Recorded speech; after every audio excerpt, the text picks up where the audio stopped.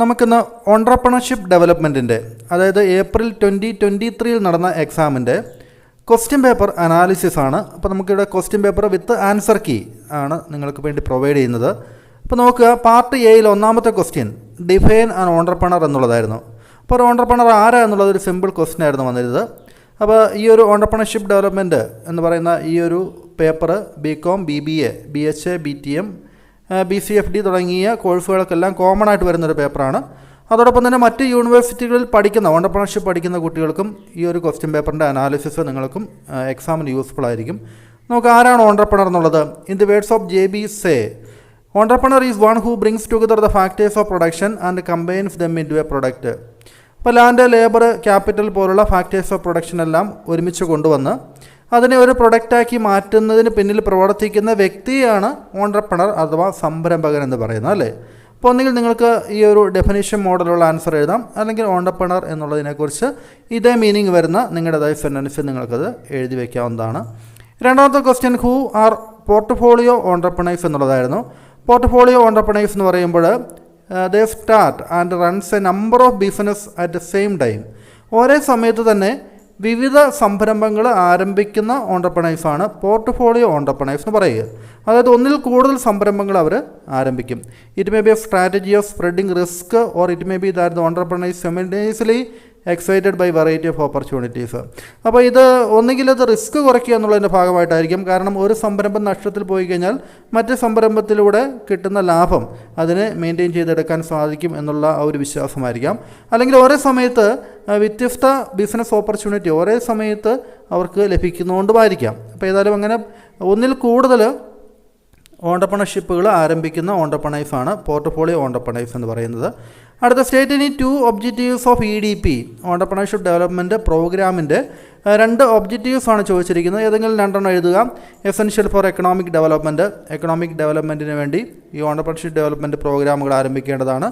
Potential entrepreneurs are developed into successful entrepreneurs. Successful ആയിട്ടുള്ള ഓൺട്രപ്രണേഴ്സിനെ develop ചെയ്തെടുക്കുന്നത് ഇത്തരത്തിലുള്ള പ്രോഗ്രാമുകളിലൂടെയാണ്. Enables young man to participate and social and economic development of nation. ഒരു രാജ്യത്തിൻ്റെ സോഷ്യലായിട്ടും എക്കണോമിക്കായിട്ടുള്ള വികസനത്തിൽ പങ്കാളികളാകാൻ വേണ്ടി യുവജനതയെ പ്രാപ്തരാക്കുന്നതും ഇത്തരത്തിലുള്ള ഓൺട്രപ്രണർഷിപ്പ് ഡെവലപ്മെൻറ്റ് പ്രോഗ്രാമുകളാണ്. Mention any 2 functions of national small industries corporation. National small industries കോർപ്പറേഷൻ്റെ ഏതെങ്കിലും 2 ഫങ്ഷൻസ് എഴുതാനാണ് പറഞ്ഞിരിക്കുന്നത്. Provide machinery on hire purchase scheme to small scale industries. ഇപ്പോൾ ചെറുകിട വ്യവസായങ്ങൾക്ക് വേണ്ടി ഹയർ പർച്ചേസ് വ്യവസ്ഥയിൽ മെഷീനറീസ് പ്രൊവൈഡ് ചെയ്യുക. ലീസിംഗ് വ്യവസ്ഥയിൽ എക്യുപ്മെൻറ്റുകൾ പ്രൊവൈഡ് ചെയ്യുക. എക്സ്പോർട്ട് മാർക്കറ്റിങ്ങിന് ആവശ്യമായിട്ടുള്ള കാര്യങ്ങൾ ചെയ്തു കൊടുക്കുക. അപ്പോൾ അങ്ങനെ ഏതെങ്കിലും 2 അതുമായിട്ട് ബന്ധപ്പെട്ട് എഴുതാം. Then what is the main objective of providing incentives. ഇത്തരത്തിലുള്ള സ്മോൾ ഇൻഡസ്ട്രീസിനും ഓൺട്രപ്രണേഴ്സിനൊക്കെ ഇൻസെൻറ്റീവ്സ് നൽകുന്നതുകൊണ്ടുള്ള പ്രധാനപ്പെട്ട ഉദ്ദേശം എന്താണെന്നാണ് ചോദിച്ചിരിക്കുന്നത്. The objective of providing incentive is to motivate an entrepreneur.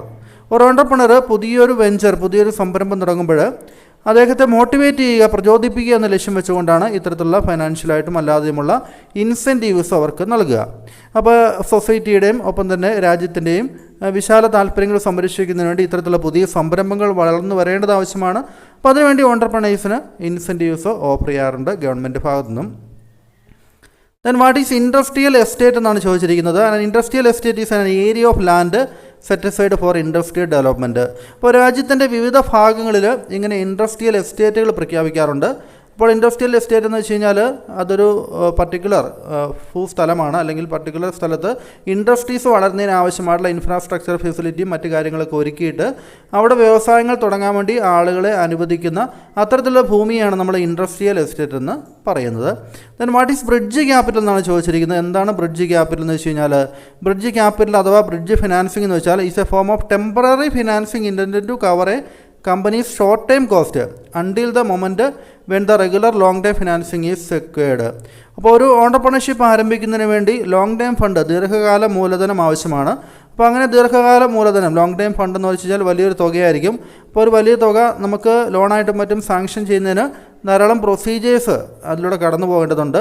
അപ്പോൾ അതിന് മുമ്പായിട്ട് നമുക്ക് തൽക്കാലത്തേക്ക് അത് കിട്ടുന്നവരെ ലോങ് ടൈം ലോണ് അല്ലെങ്കിൽ ലോങ് ടൈം ഫണ്ട് നമുക്ക് ലഭിക്കുന്നവരെ തൽക്കാലത്തേക്ക് കമ്പനിയുടെ ആവശ്യങ്ങൾ ടെമ്പററി ആയിട്ടുള്ള ഫിനാൻസിങ് നടക്കുന്നതിന് വേണ്ടി അനുവദിക്കുന്ന ലോണാണ് ബ്രിഡ്ജ് ഫിനാൻസിങ് അഥവാ ബ്രിഡ്ജ് ക്യാപിറ്റൽ എന്ന് പറയുന്നത്, അല്ലേ? അതിനാവശ്യമായിട്ടുള്ള തുകയെ നമുക്ക് ബ്രിഡ്ജ് ക്യാപിറ്റൽ എന്ന് പറയാം. Then what is capital intensive project? എന്താണ് ക്യാപിറ്റൽ ഇൻറ്റൻസീവ് പ്രൊജക്റ്റ് എന്നാണ് ചോദിച്ചിരിക്കുന്നത്. ഒരു പ്രൊജക്റ്റ് ലേബർ ഇൻറ്റൻസീവ് ആവാം, ക്യാപിറ്റൽ ഇൻറ്റൻസീവ് ആവാം. ഇപ്പോൾ ലേബർ ഇൻറ്റൻസീവ് എന്ന് പറയുമ്പോൾ അത് തൊഴിലാളികളെ കൂടുതൽ അല്ലെങ്കിൽ മാനുവൽ ലേബേഴ്സിനെ കൂടുതൽ ഉപയോഗിക്കുന്ന തരത്തിലുള്ള പ്രൊജക്റ്റാണ്, ബിസിനസ് സംരംഭമാണ് ലേബർ ഇൻറ്റൻസീവ് എന്ന് പറയുന്നത്. ഇവിടെ നമ്മൾ ചോദിച്ചിരിക്കുന്നത് ക്യാപിറ്റൽ ഇൻറ്റൻസീവ് എന്നാണ് ചോദിച്ചിരിക്കുന്നത്.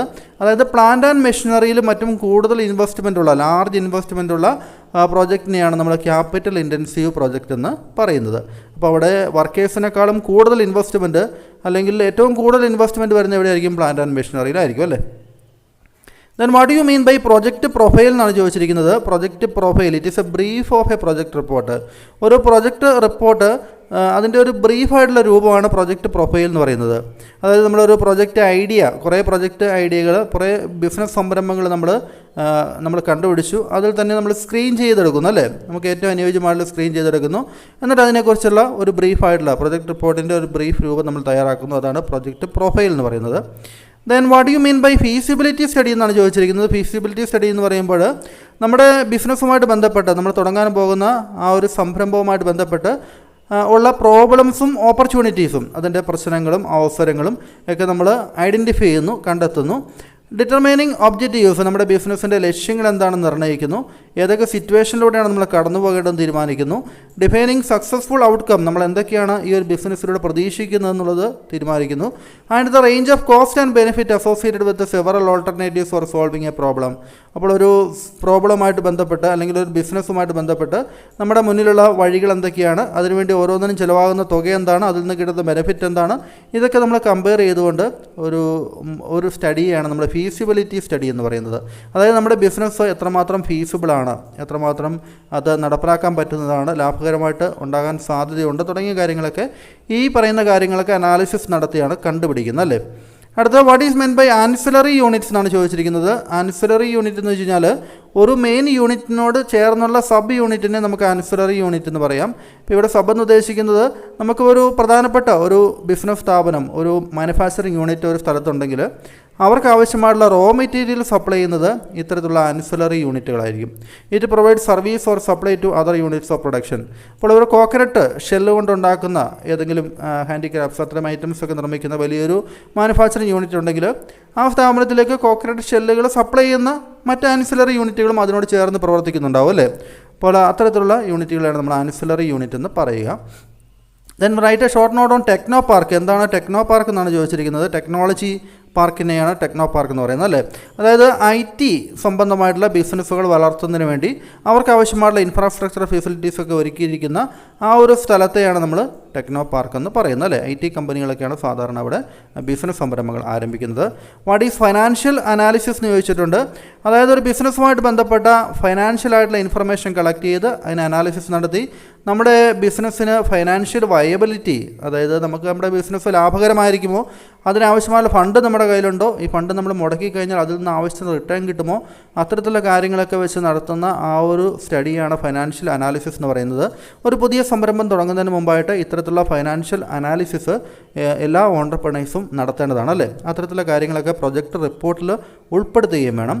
ദെൻ അടുത്ത ക്വസ്റ്റ്യൻ നോക്കുക. എന്താണ് എക്സ്പോർട്ട് ഓറിയൻറ്റഡ് യൂണിറ്റ് എന്നാണ് ചോദിച്ചിരിക്കുന്നത്. ഒരു യൂണിറ്റിന് എക്സ്പോർട്ട് ഓറിയൻറ്റഡ് എന്ന് പറയണമെങ്കിൽ, അതായത് സ്മോൾ സ്കെയിൽ ഇൻഡസ്ട്രീസ് ഒക്കെ ആണെങ്കിൽ അത് which exports 30% of its annual production by the end of the 3rd year of commencement.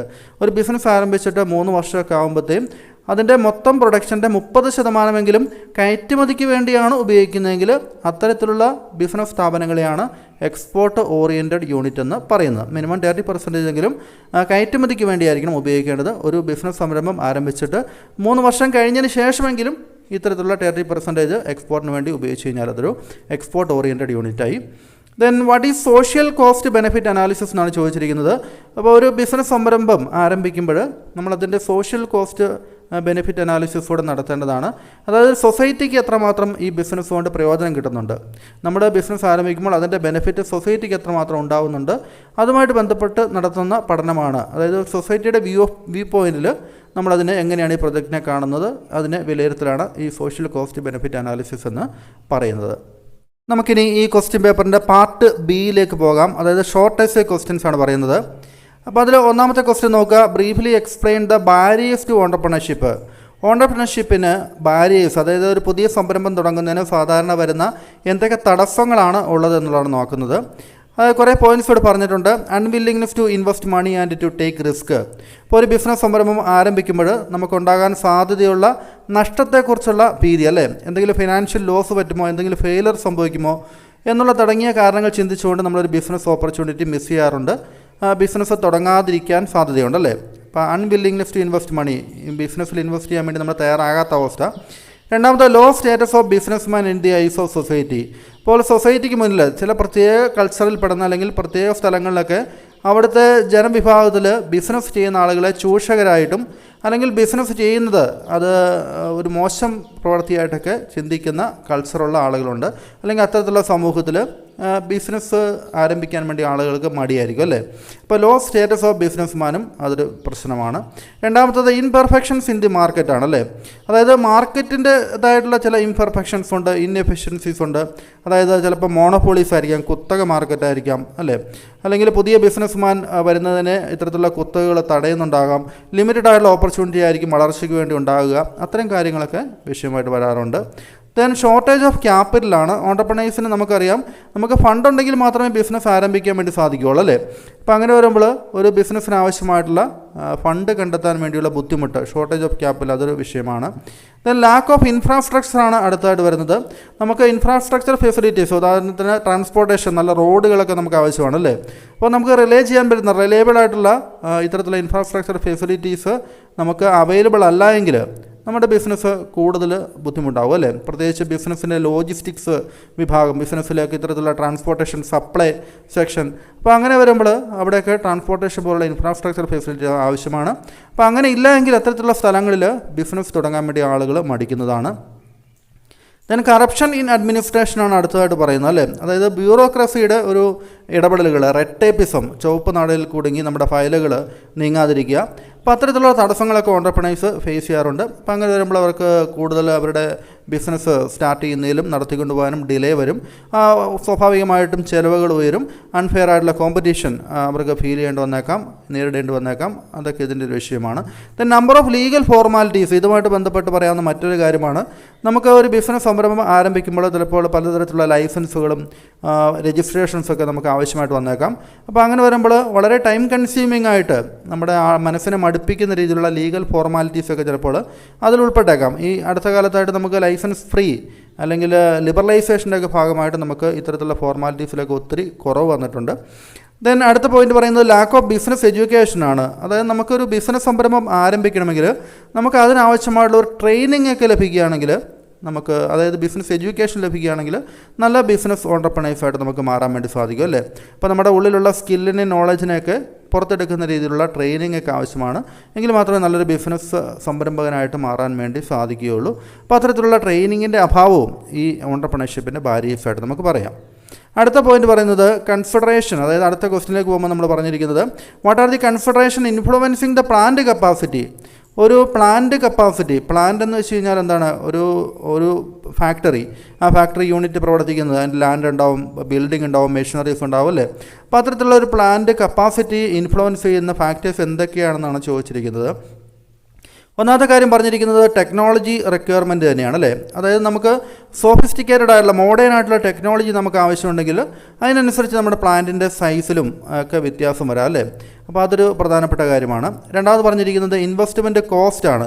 Investment cost, എത്രമാത്രം കോസ്റ്റ് നമുക്ക് ആവശ്യമുണ്ട്, നമ്മളൊരു പ്ലാന്റ് തയ്യാറാക്കുന്നതിന് വേണ്ടി നമുക്ക് എത്രമാത്രം കോസ്റ്റ് ആവശ്യമുണ്ട്. ലാൻഡ് അക്വയർ ചെയ്യണം, മെഷീനറി വാങ്ങിക്കണം, മറ്റ് ഇൻഫ്രാസ്ട്രക്ചർ ഫെസിലിറ്റീസ് ഒരുക്കണം, അല്ലേ. അപ്പോൾ നമ്മുടെ കയ്യിലുള്ള ഫിനാൻഷ്യൽ റിസോഴ്സസ് എത്രയുണ്ട്, നമ്മളതിൽ എത്ര തുക മുടക്കാൻ വേണ്ടി വില്ലിംഗ് ആണ്, തുടങ്ങിയ കാര്യങ്ങളൊക്കെ ഇതുമായിട്ട് ബന്ധപ്പെട്ട് ചിന്തിക്കേണ്ടതുണ്ട്. അടുത്തത് ഇൻപുട്ട് കൺസ്ട്രെയിൻസ് ആണ് പറയുന്നത്. നമുക്ക് എത്രമാത്രം ഒരു ഫാക്ടറിയിൽ മാനുഫാക്ചറിങ് യൂണിറ്റ് ആണെങ്കിൽ നമുക്ക് അതിനാവശ്യമായിട്ടുള്ള റോ മെറ്റീരിയലും മറ്റ് ഇൻപുട്ടുകളൊക്കെ നമുക്ക് കണ്ടെത്തേണ്ടതുണ്ട്, അല്ലേ. അപ്പോൾ അതെല്ലാം നമുക്ക് എത്രമാത്രം കണ്ടെത്താൻ സാധിക്കുമെന്നുള്ളത് നോക്കണം. നമുക്ക് സ്കേഴ്സ് ആയിട്ടുള്ള, ദൗർലഭ്യമുള്ള അല്ലെങ്കിൽ ഇൻകൺസിസ്റ്റൻ്റ് ആയിട്ട് നമുക്ക് സുലഭമായിട്ട് കിട്ടാത്ത തരത്തിലുള്ള റോ മെറ്റീരിയൽസാണ് നമ്മൾ ഉപയോഗിക്കുന്നതെങ്കിൽ പ്ലാന്റിൽ നിന്ന് പുറത്തു വരുന്ന ഔട്ട്പുട്ടും അതിൻ്റെ അളവിലും മറ്റു കാര്യങ്ങളിലൊക്കെ കുറവുണ്ടാവും അല്ലേ. അപ്പോൾ അത് കാര്യങ്ങൾ പരിഗണിക്കേണ്ടതാണ്. മാർക്കറ്റ് കണ്ടീഷൻസ് നമ്മൾ നോക്കേണ്ടതാണ്. മാർക്കറ്റിൽ നമ്മുടെ പ്രൊഡക്റ്റിന് ഡിമാൻഡ് ഉണ്ടാകുമോ എന്നുള്ള കാര്യങ്ങളൊക്കെ നോക്കണം. അല്ല, ഡിമാൻഡ് നമ്മൾ എസ്റ്റിമേറ്റ് ചെയ്തിട്ടാണ് നമ്മൾ അതനുസരിച്ച് പ്രൊഡക്ഷൻ കൂട്ടുകയും കുറയ്ക്കുകയൊക്കെ ചെയ്യുന്നത് അല്ലേ. വലിയൊരു പ്ലാന്റ് നമ്മൾ സ്ഥാപിച്ചു വെച്ചു, പക്ഷേ അതിനനുസരിച്ച് നമുക്ക് ഡിമാൻഡ് ഉണ്ടാകുന്നില്ലെങ്കിൽ എന്താണ് സംഭവിക്കുന്നത്? നമ്മൾ ഓവർ എസ്റ്റിമേറ്റ് ചെയ്തു, ഡിമാൻഡിനെ ഓവർ എസ്റ്റിമേറ്റ് ചെയ്തിട്ട് നമ്മൾ പ്രൊഡക്ഷൻ ആരംഭിച്ചു, പക്ഷേ അത്രമാത്രം നമ്മൾ പ്ലാന്റിൽ അത്രമാത്രം പ്രൊഡക്ഷൻ നടത്തേണ്ട ആവശ്യം വരുന്നില്ല. അപ്പോൾ അങ്ങനെ വരുമ്പോൾ നമ്മൾ ഒരുക്കി വെച്ചിരിക്കുന്ന ആ റിസോഴ്സസ് എല്ലാം അണ്ടർ യൂട്ടിലൈസ്ഡ് ആയി പോകാനുള്ള സാധ്യതയുണ്ടല്ലേ. അല്ലെങ്കിൽ നമ്മൾ ഡിമാൻഡ് കുറച്ച് കണക്ക് കൂട്ടിയിട്ട് നമ്മൾക്ക് ഈ ഒരു പ്ലാന്റിൽ പ്രൊഡക്ഷൻ കുറഞ്ഞ രീതിയിൽ നടത്തുന്നതുകൊണ്ട് നമുക്ക് ഡിമാൻഡ് മീറ്റ് ചെയ്യാൻ പറ്റാത്ത അവസ്ഥ അങ്ങനെയും വരാം. അപ്പോൾ മാർക്കറ്റിലെ കണ്ടീഷൻസ് കൂടെ നമ്മൾ നോക്കണം. ദെൻ ഗവൺമെൻറ്റിൻ്റെ പോളിസി നമ്മൾ നോക്കേണ്ടതുണ്ട്. ഗവൺമെൻറ്റിൻ്റെ പോളിസി ഇതുമായിട്ട് ബന്ധപ്പെട്ട് ഓരോ പർട്ടിക്കുലർ സോണുകളൊക്കെ ആയിട്ട് തരംതിരിച്ച്, ഇപ്പോൾ ചില എക്സ്പോർട്ട് ഓറിയൻറ്റഡ് സോണുകളുണ്ടാവാം. അപ്പോൾ അത്തരത്തിലുള്ള സോണുകളിലൊക്കെ നിയമങ്ങൾ വ്യത്യസ്തം ഉണ്ടാകാം അല്ലേ. പിന്നെ പരിസ്ഥിതിയുമായിട്ട് ബന്ധപ്പെട്ട പ്രശ്നങ്ങൾ, ടാക്സുമായിട്ട് ബന്ധപ്പെട്ട പ്രശ്നങ്ങൾ, അങ്ങനെയുള്ള കാര്യങ്ങളെല്ലാം നമ്മൾ ഇതുമായിട്ട് നോക്കേണ്ടതാണ്. റിസോഴ്സസ് ഓഫ് ദി ഫേം, ആ ഫേമിൽ എത്രമാത്രം റിസോഴ്സസ് ആവശ്യം ഉണ്ട്, ഫൈനാൻഷ്യലായിട്ടുള്ള റിസോഴ്സസ്, എത്രമാത്രം ലേബേഴ്സ് അവൈലബിൾ ആണ്, അതിൻ്റെ ഓപ്പറേഷണൽ കേപ്പബിലിറ്റി എങ്ങനെയുണ്ട് തുടങ്ങിയ കാര്യങ്ങളൊക്കെ ഇതുമായിട്ട് ബന്ധപ്പെട്ട് നമ്മൾ പരിഗണിക്കേണ്ടതാണല്ലേ. അടുത്ത ഒരു ക്വസ്റ്റ്യൻ നോക്കാം നമുക്ക്. 18ാമത്തെ ക്വസ്റ്റ്യനിലേക്ക് പോകുമ്പോൾ, what is the need for incentives to entrepreneurs എന്നാണ്. ഈ ഓണ്ടർപ്രണേഴ്സിന് ഇൻസെൻറ്റീവ്സ് കൊടുക്കുന്നതിൻ്റെ ആവശ്യകത എന്താണെന്നാണ് ചോദിച്ചിരിക്കുന്നത്. ടു എലിമിനേറ്റ് ഇക്കണോമിക് കൺസ്ട്രെയിൻസ്, അവർക്ക് ഫിനാൻഷ്യൽ ആയിട്ടുള്ള ഇൻസെൻറ്റീവ്സ്, അപ്പോൾ സാമ്പത്തികമായിട്ടുള്ള ബുദ്ധിമുട്ടുകളുണ്ടെങ്കിൽ അത്തരത്തിലുള്ള കാര്യങ്ങൾ ഒഴിവാക്കുന്നതിന് വേണ്ടി. To bring about regional parity in development, എല്ലാ സ്ഥലങ്ങളും, ഒരു രാജ്യത്തിൻ്റെ എല്ലാ സ്ഥലങ്ങളും ഒരേപോലെ വളർച്ച നേടുന്നതിന് വേണ്ടി ചില സ്ഥലങ്ങളിലൊക്കെ ഓണ്ടർപ്രണേഴ്സിനെ പ്രോത്സാഹിപ്പിക്കാൻ വേണ്ടി നമ്മൾ ഇൻസെൻറ്റീവ്സ് കൊടുക്കേണ്ടി വന്നേക്കാം. ആ സ്ഥലങ്ങളിൽ സ്റ്റാർട്ട് ചെയ്യുന്ന ബിസിനസ് സംരംഭങ്ങൾക്ക് പർട്ടിക്കുലർ ഇൻസെൻറ്റീവ്സ് ഒക്കെ അനുവദിക്കാറുണ്ട്. ടു എൻഹാൻസ് കോമ്പറ്റീറ്റീവ് കേപ്പബിലിറ്റി, മറ്റുള്ള വൻകിട കമ്പനികളുമായിട്ട് കോമ്പീറ്റ് ചെയ്ത് നിൽക്കാൻ വേണ്ടി അതിനാവശ്യമായുള്ള സഹായങ്ങൾ. ട്രെയിനിങ് ഫെസിലിറ്റീസ് നൽകുന്നു. മാർക്കറ്റിംഗ് അസിസ്റ്റൻസ്, അവരുടെ പ്രൊഡക്റ്റ് ഒരു മാർക്കറ്റ് കണ്ടുപിടിക്കുന്നതിന് വേണ്ടി അത്തരത്തിലുള്ള കാര്യങ്ങളൊക്കെ. ദെൻ പ്രൊമോഷണൽ സ്കീമുകൾ അതിൻ്റെ ഭാഗമായിട്ട് ഇൻസെൻറ്റീവ്സ് നൽകാറുണ്ട്. എക്സൈസ് ഡ്യൂട്ടിയിൽ കൺസെഷൻ നൽകിക്കൊണ്ട് നൽകാറുണ്ട്. ക്രെഡിറ്റ് ഫെസിലിറ്റി, ലോൺ അറേഞ്ച്മെൻറ്റ് അതൊക്കെ നൽകാറുണ്ട്. അപ്പോൾ അത്തരം കാര്യങ്ങളും നമുക്ക് നോക്കാവുന്നതാണ്. ദെൻ അടുത്തത്, what are the characteristics of an entrepreneur, ഒരു ഓണ്ടർപ്രണറുടെ ക്യാരക്ടറിസ്റ്റിക്സിനെക്കാണ് ചോദിച്ചിരിക്കുന്നത്. വളരെ എളുപ്പമുള്ളൊരു എസ്സേയായിരുന്നു അല്ലേ. An entrepreneur brings about changes in the സൊസൈറ്റിയിൽ ചേഞ്ചസ് കൊണ്ടുവരുന്ന വ്യക്തിയാണ് entrepreneur. He is action oriented, highly motivated, individual who take risk ഏറ്റെടുക്കുന്ന, ഹൈലി സെൽഫ് മോട്ടിവേറ്റഡ് ആയിട്ടുള്ള, പ്രവൃത്തിയിൽ വിശ്വസിക്കുന്ന ആളാണ് അല്ലേ. Then he accepts responsibilities with enthusiasm and endurance, അദ്ദേഹത്തിൻ്റെ ഉത്തരവാദിത്തങ്ങൾ ഉത്സാഹത്തോടുകൂടിയും സഹനക്ഷമതയോടുകൂടിയും ഏറ്റെടുത്ത് നടപ്പിലാക്കുന്ന വ്യക്തിയാണ്. ഹി ഈസ് എ തിങ്കർ, അദ്ദേഹം പ്ലാൻ ചെയ്യുന്ന വ്യക്തിയാണ് അല്ലേ, അതായത് ചിന്തിക്കുന്ന വ്യക്തിയാണ്. ഡൂവർ, ആ പ്ലാനിനെ പ്രവൃത്തി പദത്തിൽ എത്തിക്കുന്ന വ്യക്തിയാണ് അല്ലേ, അതായത് പ്ലാനർ ആൻഡ് വർക്കറാണ്. He can foresee the future, sees market with salesman perceptiveness, അദ്ദേഹം ഫ്യൂച്ചറിനെക്കുറിച്ച് അദ്ദേഹം മുൻകൂട്ടി കണ്ടുകൊണ്ട് അദ്ദേഹത്തിൻ്റെ പ്രൊഡക്റ്റിന് വേണ്ടി സെയിൽസ്മാൻ്റെ സഹായത്തോടുകൂടി മാർക്കറ്റ് പിടിച്ചെടുക്കുന്ന വ്യക്തിയാണ്. He undertakes venture not for his personal gain, ഇങ്ങനെയുള്ള സംരംഭങ്ങൾ ആരംഭിക്കുന്നത് അദ്ദേഹത്തിൻ്റെ വ്യക്തിപരമായിട്ടുള്ള ഗെയിന് വേണ്ടി മാത്രമല്ല, മറിച്ച് സമൂഹത്തിൻ്റെയും കൺസ്യൂമേഴ്സിൻ്റെയൊക്കെ ബെനിഫിറ്റിന് വേണ്ടി കൂടിയാണ് അല്ലേ. ഹി ബിൽഡ്സ് ന്യൂ എൻ്റർപ്രൈസസ്, പുതിയ എൻ്റർപ്രൈസുകൾ അദ്ദേഹം ആരംഭിക്കുന്നു. പുതിയ റിസോഴ്സുകൾ അദ്ദേഹം കണ്ടെത്തുന്നു. He does extra ordinary things as function of vision, hard work and passion, extra ordinary ആയിട്ടുള്ള ഒരു ബിസിനസ്സിനെ ഡെവലപ്പ് ചെയ്യുന്നതിന് ആവശ്യമായിട്ടുള്ള അനിതസാധാരണമായിട്ടുള്ള കാര്യങ്ങളിൽ അദ്ദേഹം ഇടപെടുന്നു. വിഷൻ, അദ്ദേഹം നല്ലൊരു വിഷൻ ഉണ്ടായിരിക്കും, ഹാർഡ് വർക്ക് മെൻറ്റാലിറ്റി ഉണ്ടായിരിക്കും, അതൊരു പാഷനായിട്ട് എടുക്കുന്ന വ്യക്തിയാണ്. അപ്പോൾ അതൊക്കെ ഒരു ഓണ്ടർപ്രണറുടെ ക്യാരക്ടറിസ്റ്റിക്സിൽ പെടുന്ന കാര്യങ്ങളാണല്ലേ. Then what are the sources of project finance, project ഫിനാൻസിൻ്റെ സോഴ്സസ് എന്തൊക്കെയാണെന്നാണ് ചോദിച്ചിരിക്കുന്നത്.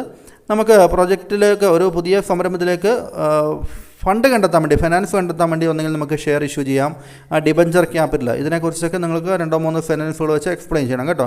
ദെൻ പബ്ലിക് ഡിപ്പോസിറ്റ് സ്വീകരിക്കാം, ഡിഫേർഡ് ക്രെഡിറ്റ് ഉപയോഗിക്കാം, വെഞ്ചർ ക്യാപിറ്റൽ ഉപയോഗിക്കാം, term loan, lease finance, incentive source, അതെല്ലാം ഉപയോഗിക്കാവുന്നതാണ്. അടുത്ത 21ാമത്തെ ക്വസ്റ്റ്യനായിട്ട് പറഞ്ഞിരിക്കുന്നത്, what are the Rolls of NAYE in the women entrepreneurship development in India അല്ലേ. വിമൻ ഓണ്ടർപ്രണർഷിപ്പ് ഡെവലപ്മെൻറ്റ് ഇന്ത്യയിൽ NAYE എന്ന് വെച്ചാൽ national alliance of young entrepreneurs എന്നാണ് NAYEയുടെ ഫുൾ ഫോം. അപ്പോൾ അതിൽ അവരുടെ റോൾ എന്താണെന്നാണ് ചോദിച്ചിരിക്കുന്നത് അല്ലേ. അതായത് ഇതിൽ പറഞ്ഞിട്ടുണ്ട്, getting access to capital structure and market. Getting access to capital structure and market എന്ന് വെച്ച് കഴിഞ്ഞാൽ, അതായത് നമുക്ക് ഒരു മാർക്കറ്റിലേക്ക് എൻട്രൻസ് ലഭിക്കുന്നതിന് വേണ്ടി അല്ലെങ്കിൽ അവരുടെ പ്രൊഡക്റ്റിന് മാർക്കറ്റ് കണ്ടെത്തുന്നതിന് വേണ്ടി അവരെ സഹായിക്കുന്നത് ഒരു പ്രവൃത്തിയാണ്. അടുത്ത് പറഞ്ഞിരിക്കുന്നത് ട്രെയിനിങ് ഐഡൻറ്റിഫൈയിങ് ഇൻവെസ്റ്റ്മെൻറ്റ് ഓപ്പർച്യൂണിറ്റീസ് എന്നാണ് അല്ലേ. അവർക്ക് ആവശ്യമായിട്ടുള്ള ഇൻവെസ്റ്റ്മെൻറ്റ് ഓപ്പർച്യൂണിറ്റീസ്, എവിടെയൊക്കെയാണ് ഇൻവെസ്റ്റ് ചെയ്യേണ്ടത്, ഏത് പ്രൊജക്റ്റിലാണ് ഇൻവെസ്റ്റ് ചെയ്യേണ്ടത് തുടങ്ങിയ കാര്യങ്ങളൊക്കെ അവർക്ക് നൽകാറുണ്ട്. ഓർഗനൈസിങ് EDP ഓണ്ടർപ്രണർഷിപ്പ് ഡെവലപ്മെൻറ്റ് പ്രോഗ്രാമുകൾ അവർക്ക് വേണ്ടി സംഘടിപ്പിക്കാറുണ്ട്. Organising EDP. Developing managerial and productive capabilities, മാനേജീരിയലായിട്ടും മാനേജ്മെൻറ്റ് തലത്തിലും ഒപ്പം തന്നെ പ്രൊഡക്റ്റീവായിട്ടുള്ള കഴിവുകൾ കൂട്ടുന്നതിന് വേണ്ടി ആവശ്യമായിട്ടുള്ള കാര്യങ്ങൾ ചെയ്തു കൊടുക്കുന്നു. അവർക്ക് പാർട്ടിസിപ്പേഷൻ ട്രേഡ് ഫെയറുകൾ, എക്സിബിഷനുകളൊക്കെ പങ്കെടുക്കാൻ വേണ്ടി അവരെ സ്പോൺസർ ചെയ്യുന്നു. അപ്രോപ്രിയേറ്റ് അവർക്ക് എന്തെങ്കിലും പ്രോബ്ലംസ് ഉണ്ടാവുകയാണെങ്കിൽ അപ്രോപ്രിയേറ്റ് അതോറിറ്റിയുമായിട്ട് അവരെ കണക്ട് ചെയ്ത് കൊടുക്കുന്നു. അപ്പോൾ അത്തരം കാര്യങ്ങളൊക്കെ ഇതുമായിട്ട് ബന്ധപ്പെട്ട് ഓർത്തിരിക്കാം. നമുക്ക് അടുത്ത ക്വസ്റ്റ്യൻ നോക്കാം. 22ാമത്തെ question, describe the importance of project report. Project റിപ്പോർട്ടിൻ്റെ ഇമ്പോർട്ടൻസ് വിവരിക്കാനാണ് പറഞ്ഞിരിക്കുന്നത്. ഒന്നാമത്തത് ഫെസിലിറ്റേറ്റ്സ് പ്രൊജക്റ്റ് അപ്രൈസൽ. പ്രൊജക്റ്റ് റിപ്പോർട്ടിൻ്റെ ബേസിലാണ് നമ്മൾ ആ ഒരു പ്രൊജക്റ്റ് എത്രമാത്രം നല്ലതാണ് എന്നുള്ളതിനെക്കുറിച്ച് ചിന്തിക്കുന്നത് അല്ലെങ്കിൽ മനസ്സിലാക്കുന്നത്. അപ്പോൾ ആ ഒരു പ്രൊജക്റ്റിൻ്റെ ഫീസിബിലിറ്റി, അതിലുണ്ടാകാൻ സാധ്യതയുള്ള റിസ്ക്, അതിൽ നിന്ന് എന്തൊക്കെ എത്ര രൂപയാണ് കിട്ടാൻ സാധ്യത, എക്സ്പെക്റ്റഡ് റിട്ടേൺ, അപ്പോൾ അങ്ങനെയുള്ള കാര്യങ്ങളൊക്കെ നമുക്ക് മനസ്സിലാക്കാൻ പറ്റുന്നത് പ്രൊജക്റ്റ് റിപ്പോർട്ട് വെച്ചുകൊണ്ടാണ്. രണ്ടാമത്തെ പോയിന്റ് പറഞ്ഞിരിക്കുന്നത് ഫെസിലിറ്റേറ്റ് ബിസിനസ് പ്ലാനിങ്. അത് ബിസിനസ് പ്ലാനിങ്ങിനെ ഫെസിലിറ്റേറ്റ് എന്നുള്ളതാണ്. അതായത് നമുക്ക് പ്രൊജക്റ്റ് റിപ്പോർട്ടിൽ നമ്മൾ ചെയ്യാൻ പോകുന്ന കാര്യങ്ങളെക്കുറിച്ചുള്ള ഒരു ഡീറ്റെയിൽഡ് ബ്ലൂ പ്രിൻ്റ് തന്നെ ഉണ്ടായിരിക്കും അല്ലേ.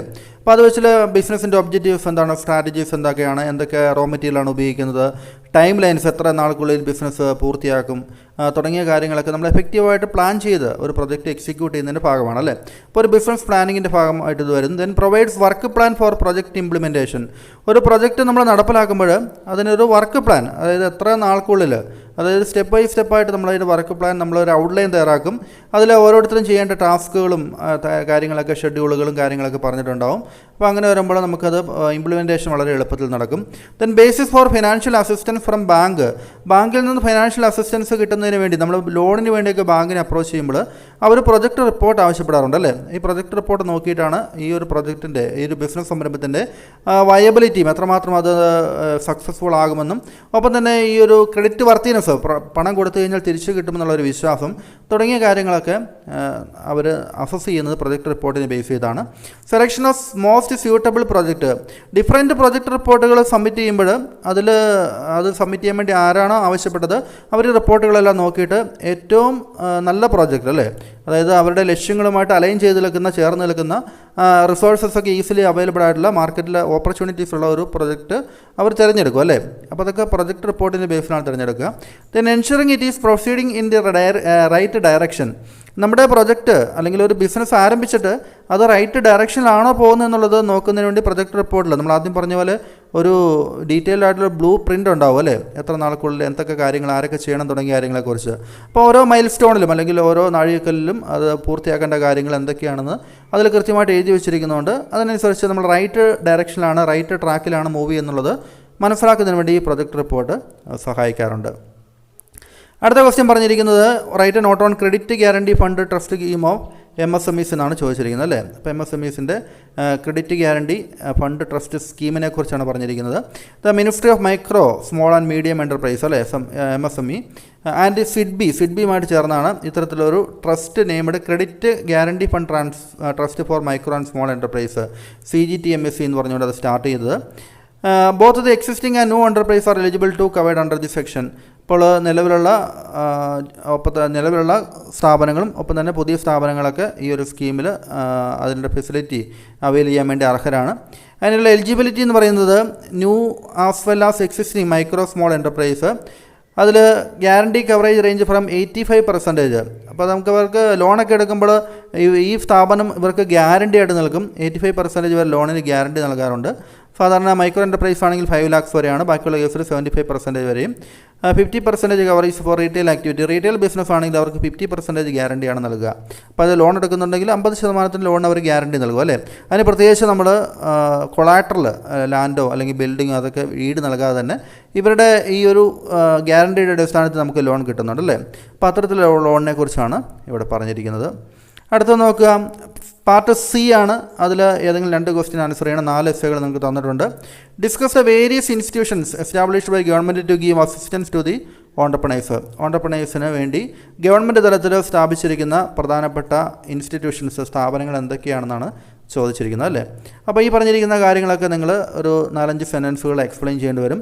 Small industries development corporation SIDCO, national small industries corporation, small industries development bank of India SIDBI, khadi village industry commission KVIC, small industries service institute CC, Kerala industrial technical consultancy organisation Kitco, science and technology entrepreneurship development project, national entrepreneurship development board, national institute four entrepreneurship and small business development, state small industries corporation, export promotion council, commodity boards.